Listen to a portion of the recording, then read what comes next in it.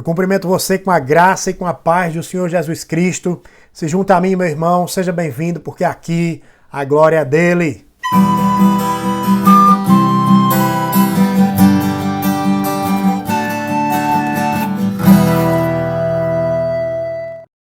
Querido irmão, eu quero explicar aqui para você agora, falar um pouco para você aqui no Evangelho de Lucas, capítulo 15. Todas as nossas reflexões hoje vão ser nesse capítulo 15 de Lucas. Eu quero ler aqui com você do versículo 3 até o versículo 7, para você entender tudo que o Senhor quer falar contigo hoje. Então Jesus lhes contou esta parábola. Se um homem tiver 100 ovelhas e uma delas se perder, o que acham que ele fará? Não deixará as 99 no pasto e buscará a perdida até encontrá-la? E quando a encontrar, ele a carregará alegremente nos ombros e a levará para casa. Quando chegar, reunirá os amigos e vizinhos e dirá: Alegrem-se comigo, pois encontrei minha ovelha perdida. Da mesma forma, há mais alegria no céu por causa do pecador perdido, que se arrepende, do que por 99 justos que não precisam se arrepender. Meus queridos irmãos, há uma distinção entre ovelha perdida e filho pródigo. Ele vai falar primeiro da característica de alguém que se perdeu.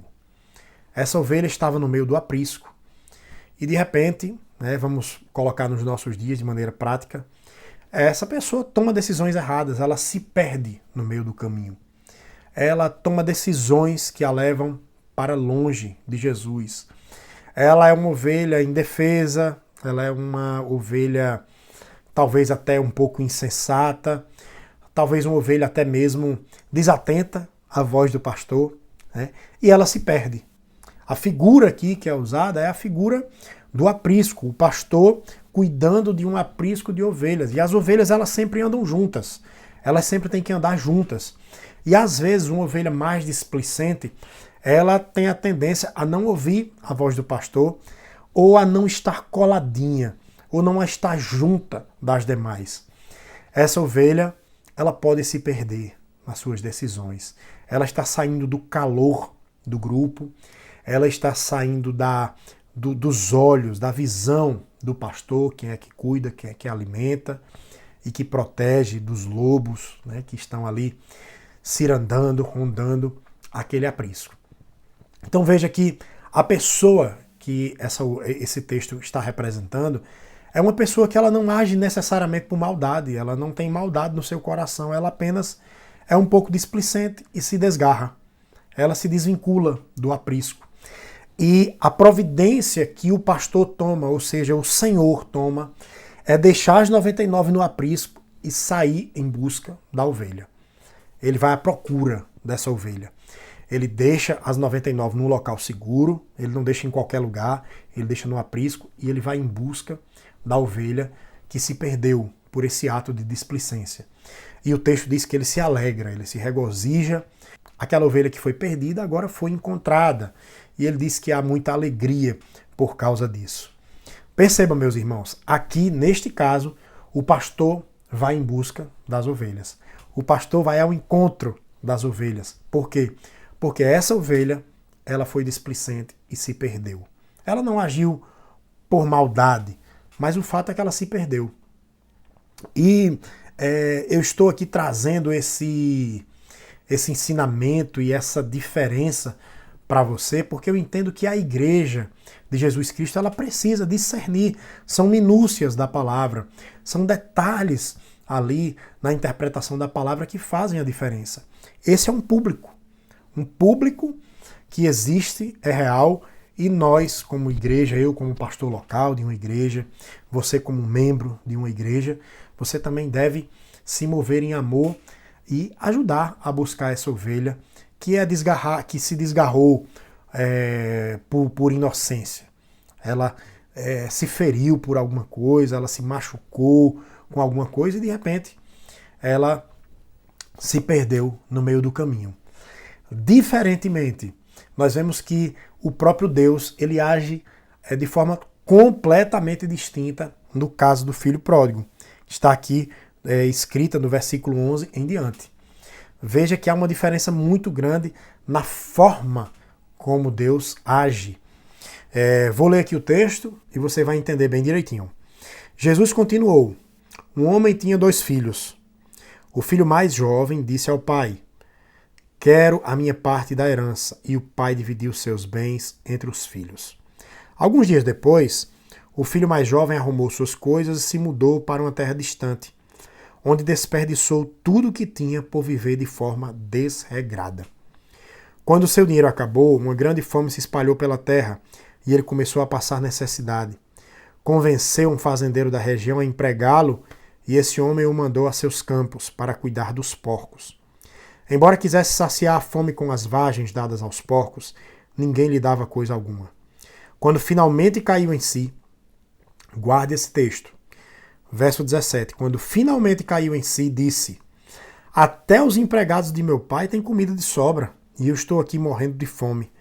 Vou retornar à casa de meu pai e dizer: pai, pequei contra o céu e contra o Senhor, e não sou mais digno de ser chamado seu filho. Por favor, trate-me como seu empregado. Então voltou para a casa de seu pai, quando ele ainda estava de longe. Guarde esse versículo. Quando ele ainda estava de longe, seu pai o viu. Cheio de compaixão, correu para o filho, o abraçou e o beijou. O filho disse: pai, pequei contra o céu e contra o Senhor, e não sou mais digno de ser chamado seu filho. O pai, no entanto, veja a reação do pai, disse aos seus servos: depressa, tragam a melhor roupa da casa e vistam nele. Coloquem-lhe um anel no dedo e sandálias nos pés. Matem o novilho gordo. Faremos um banquete e celebraremos, pois este meu filho estava morto e voltou à vida. Estava perdido e foi achado. E começaram a festejar. Meus irmãos, veja como, se você não ficar ligado nesses detalhes, você vai entender que o filho pródigo e a ovelha perdida são a mesma pessoa, mas elas não são. São 2 categorias de pessoas distintas. O primeiro, que nós vimos, é uma pessoa que se perde, na sua inocência ela se perdeu, ela saiu do aprisco.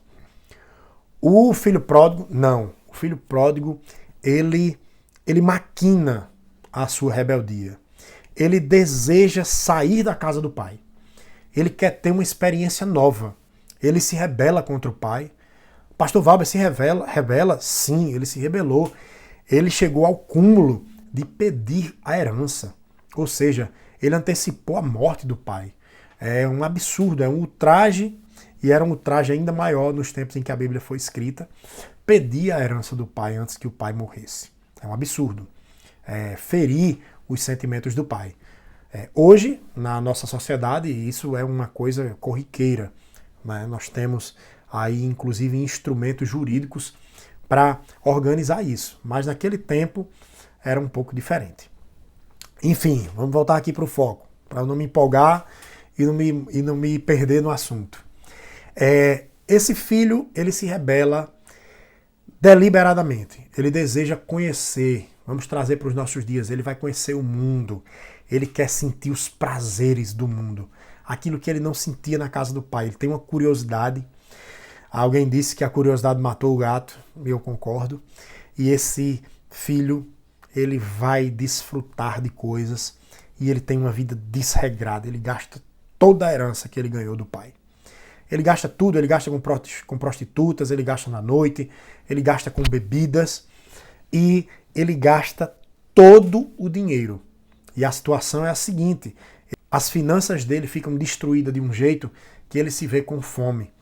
O texto diz que há uma grande fome na nação e ele começa a passar necessidades. Ele não tinha nem o que comer. Ele buscou comer a comida dos porcos. Você pode imaginar que estado, que lástima, que coisa lamentável, que situação vergonhosa. Meus irmãos, na vida do filho pródigo, quase sempre o que vai fazer caí-lo em si é uma situação adversa, é uma situação de dor, é uma vergonha, é uma exposição à vergonha muito grande. O texto diz no versículo 17 que ele cai em si, ele desperta para o fato de que na casa do seu pai ele tinha do bom e do melhor. Ele tinha comida, ele tinha bebida, ele tinha uma boa dormida, ele estava sob a proteção do pai e ele tinha perdido tudo isso por pura rebeldia e desobediência. Eu quero falar para você diretamente hoje que está ouvindo esse vídeo, e se você não estiver na casa do Pai, eu quero que você se lembre e caia em si, em nome de Jesus. Você precisa cair em si. Estar na casa do Pai era muito melhor. Você desfrutava das benéficas de viver sob a guarda do Pai. Você era rico e não sabia. Esse filho pródigo passou por isso e ele tem a experiência de cair em si.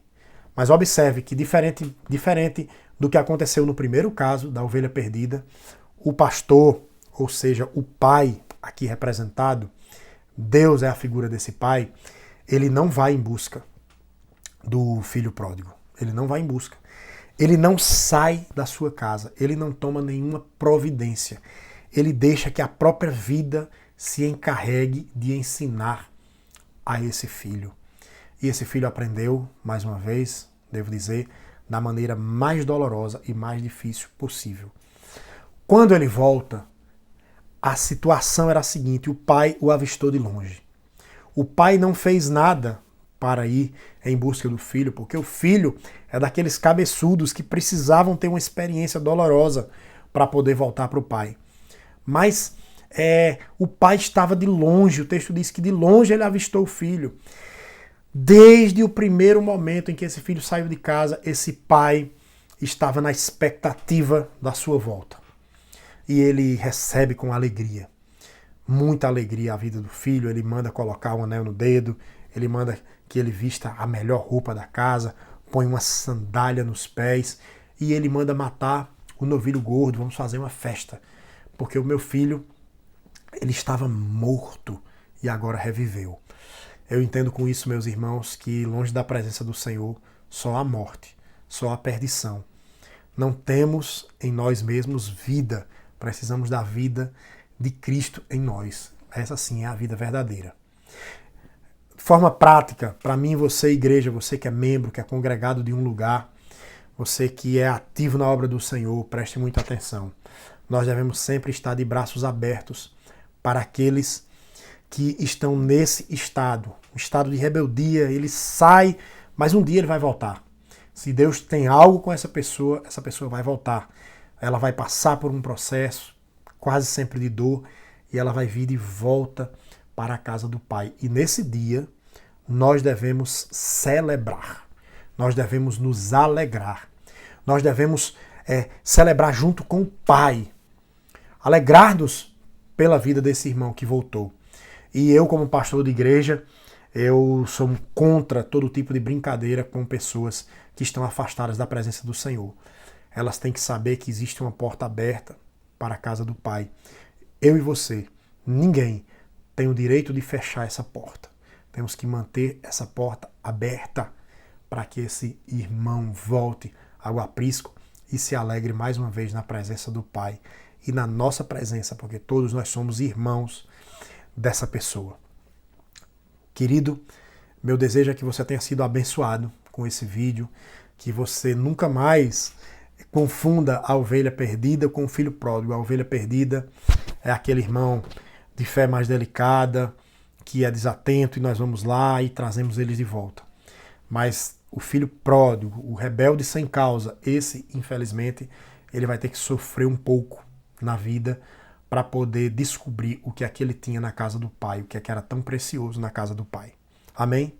Que Deus abençoe a sua vida, que Ele manifeste a graça dele em você. Se você foi abençoado, manda esse vídeo para alguém, manda esse vídeo para um contato seu, um amigo seu. Eu tenho certeza que essa pessoa também será abençoada, tá bom? Um beijo no teu coração, chega junto, porque aqui a glória é sempre dele.